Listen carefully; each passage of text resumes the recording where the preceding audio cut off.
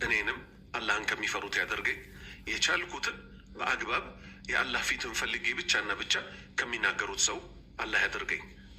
ሙሐመድ አሊ ቡርሃን የተባለው ግለሰብ እኔ ሙስሊም አይደለሁም፣ እኔ ክርስቲያንም አይደለሁም፣ እኔ ነኝ፣ እኔ ለእኔ ተውኝ ብሏል የመጀመሪያ ንግግሩ።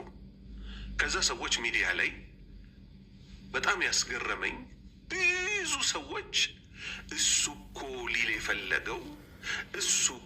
ሊል የፈለገው እያሉ አሽሞንሙነውለታል። ሱብሓነላህ። እስቲ መቼ ነው ከስሜት ወጥተን ጥፋትን በጥፋትነቱ መታረም አለበት ምንለው? መቼ ነው? ምክንያቱም ጥፋት ካልታረመ ማለት ነው በጣም አደጋ ውስጥ ነው የምንወድቀው። የአላህ ቅጣት በእኛ ላይ ይወርዳል። ወደዚህ ንግግሩ እንምጣና ወደ ሁለተኛ ንግግሩ ደግሞ እንመጣለን። ስለ ሞቶ መቀስቀስ ወዳወራበት ማለት ነው። አሁን ራሱ አብራርቶታል ንግግሩን፣ እኛ አይደለንም እናብራራለት። ይበልጥ ሊያብራራው በሞከረ ቁጥር ደግሞ ይበልጥ ጥፋት ውስጥ ወድቋል ይህ ግለሰብ ማለት ነው። ምክንያቱም አንዳንድ ጊዜ ምን ይባላል? ከወደቁ በኋላ መፈራገጥ ለመላላጥ ነው ይባላል።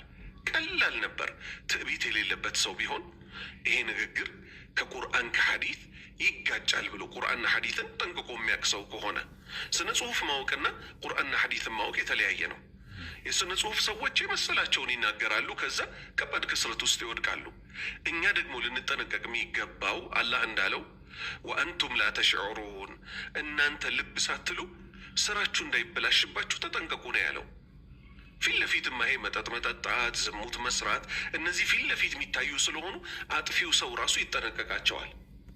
የሚያይም ሰው ይሄ ነገር ጥፋት መሆኑን ያውቃል። ልክ እንደዚህ ግን ሳያውቁት እስልምና ማጣት አለ፣ ሳያውቁት የልብ መታሸግ አለ። ይሄም መግቢያ ካደረግኩኝ እንዴት ካል የመጀመሪያ ንግግሩ ከየት እናነሳለን? ክርስቲያን አይደለሁም ካለበት እናንሳ። ምን ያገናኘዋል? ሙስሊም ነኝ ሲል የኖረ ሰው እኔ እኮ ክርስቲያንም አይደለሁም የሚለው ማን ክርስቲያና አለውና ነው መጀመሪያውኑ ክርስቲያን አይደለሁም የሚለው?